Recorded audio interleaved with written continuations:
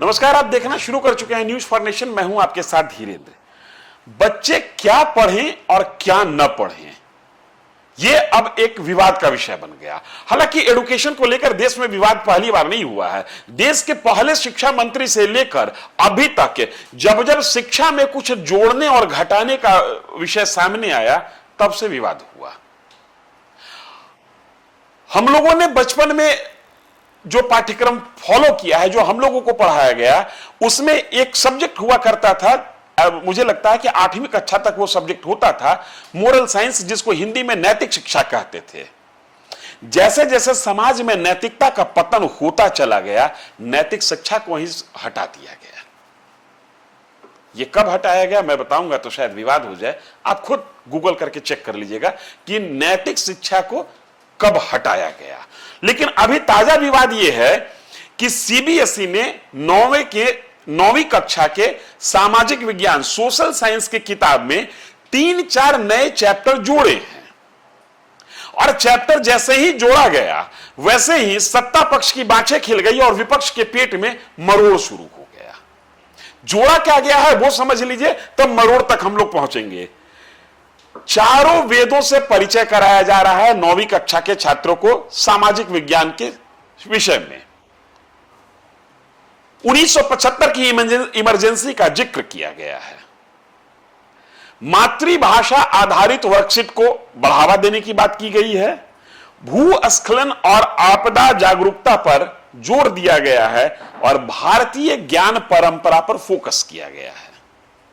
अब ये जो 5 विषय हैं, ये पांचों पर विपक्ष को मरोड़ नहीं है। विपक्ष को सबसे ज्यादा मरोड़ है कि भाई चारों वेद आप क्यों पढ़ा रहे हैं। विपक्ष को उस समय मरोड़ नहीं हुआ था जिस समय समाज में कुव्यवस्था और कुरीति के नाम पर सती प्रथा और प्रदा प्रथा को पढ़ाया जाता था, लेकिन 3 तलाक और बहुविवाह को नहीं पढ़ाया जाता था। उस समय विपक्ष के पेट में मरोड़ नहीं हुआ था।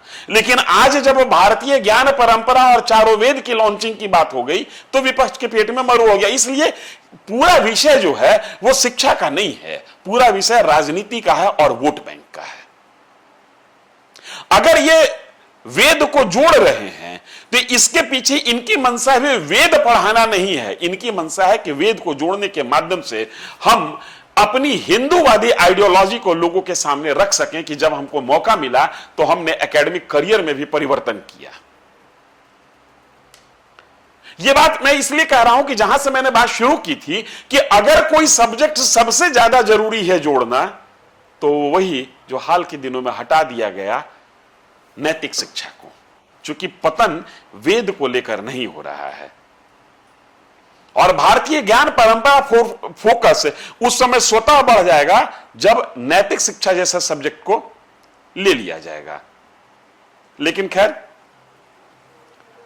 एनसीईआरटी ने अपना सिलेबस को रिवाइज किया है। अब जरा एक नजर डाल लेते हैं कि एनसीईआरटी का दायरा क्या है और इसकी जिम्मेदारी क्या है। जो स्कूल पूरे देश में सीबीएसई करिकुलम को फॉलो करते हैं, सीबीएसई सिलेबस को फॉलो करते हैं, वो स्कूल 8वीं के बाद से एनसीईआरटी के ही सिलेबस पर चलते हैं। केंद्रीय विद्यालय एनसीईआरटी के ही सिलेबस पर चलता है। नवोदय विद्यालय एनसीईआरटी के ही सिलेबस पर चलता है और इसके अलावा देश के कई राज्यों में एनसीईआरटी के सिलेबस को फॉलो किया जाता है। लिहाजा अगर एनसीईआरटी अपने सिलेबस में कुछ बदलाव करती है तो इसका असर व्यापक होगा, इसमें कोई दो मत वाली बात नहीं है। हालांकि शिक्षा जो है वो समवर्ती सूची में है, संविधान के समवर्ती सूची में है। 1976 में संविधान के 42वें संशोधन के पहले शिक्षा राज्य का विषय था, लेकिन 42वें संशोधन के बाद इसको संवर्ती सूची में डाल दिया गया और संवर्ती सूची में डालने का मतलब है कि इस विषय पर हस्तक्षेप राज्य और केंद्र दोनों का होगा। अब इस विषय पर कुछ हो या ना हो, बयानबाजी जोर से चल रही है। हम पहले आपको विपक्ष का बयान सुनाते हैं ताकि आपको यह समझ में आए कि विपक्ष हमला कहां पर कर रही है।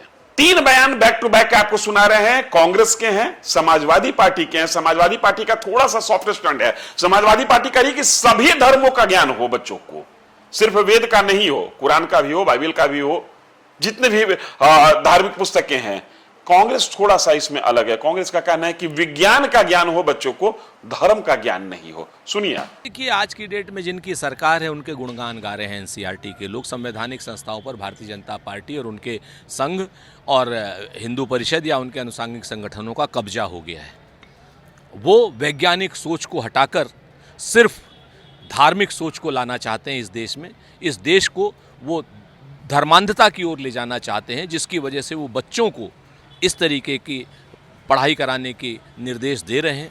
बच्चों को वेद पढ़ना चाहिए, बच्चों को धर्म पढ़ना चाहिए, गीता पढ़नी चाहिए, कुरान पढ़नी चाहिए, बाइबल पढ़नी चाहिए, लेकिन उनको स्वेच्छा से पढ़ना चाहिए। वो उनके पाठ्यक्रम का हिस्सा नहीं होना चाहिए। पाठ्यक्रम का हिस्सा वैज्ञानिक प्रमाण, वैज्ञानिक दृष्टिकोण होना चाहिए। एनसीईआरटी की किताबों में धर्म कभी भी सबको एक अच्छा रास्ता दिखाता है और सबको सभी के धर्मों की जानकारी होनी चाहिए। अगर किसी एक धर्म के किसी ग्रंथ को या उसको पढ़ाया जा रहा है, सभी धर्मों के बारे में, चाहे वो हिंदू, मुस्लिम, सिख, ईसाई, बौद्ध, जैन, सभी की जानकारी सभी छात्रों को होनी चाहिए। इसलिए समाजवादी पार्टी समझती है कि किसी भी ग्रंथ को सिलेबस में शामिल करना उसका कोई विरोध नहीं है, लेकिन सभी धर्मों की जानकारी देश के जो भविष्य हैं उनको होनी चाहिए। देखो, ये पढ़ाई का विषय नहीं है इमरजेंसी। इमरजेंसी का पढ़ाई का विषय एक व्यवस्था है। अगर देश में अराजकता फैलती है तो इमरजेंसी आप लगा देते हैं।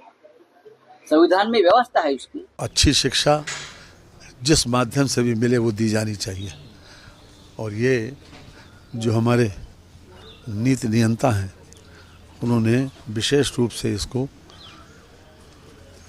मंथन करके ही किया होगा। और अच्छी शिक्षा है, अगर अच्छी शिक्षा दी जाती है तो इससे आगे की जनरेशन भी सुधरती है, वर्तमान तो सुधरती है। अच्छी बात है, इस देश की सनातन संस्कृति को तो पढ़ना ही चाहिए। अगर हम अपनी संस्कृति को भूल जाएंगे तो फिर देश कहां से बचेगा। अब जब मामला तुल पकड़ा इस तरीके से कि विपक्ष इसके आसरे वोट को साधने लगी, तो जाहिर सी बात है कि भाजपा तो पहले से कह रही है हिंदू ज्ञान परंपरा, हिंदू राष्ट्र, हिंदू विचार। भाजपा क्यों पीछे रहती? बयान इधर से भी आया। लेकिन सबसे बड़ी समस्या यह है कि बच्चों को पढ़ाया क्या जाए, यह नेता तय न करें। बच्चों को पढ़ाया क्या जाए, यह भविष्य में जरूरतें क्या हैं उस हिसाब से तय हो। अगर वैदिक शिक्षा से भविष्य की जरूरतें पूरी होती हैं तो वैदिक शिक्षा मिलनी चाहिए, और वैदिक शिक्षा से भविष्य की जरूरतें पूरी नहीं होती हैं तो वेद को कर्मकांड तक ही रखा जाए। जिस तरीके से खबरें आती हैं, मैं फिर जहां से बात शुरू किया था वहीं समाप्त कर रहा हूं, जिस तरीके से हर रोज खबरें आती हैं, सामाजिक रिश्ते जैसे तार तार हो रहे हैं। अगर सबसे अधिक किसी विषय की जरूरत है तो वो है नैतिक शिक्षा की। लेकिन नैतिक शिक्षा जब से हटाया गया है, किसी भी सरकार ने साहस नहीं किया कि नैतिक शिक्षा को फिर से जोड़ दिया जाए। धन्यवाद।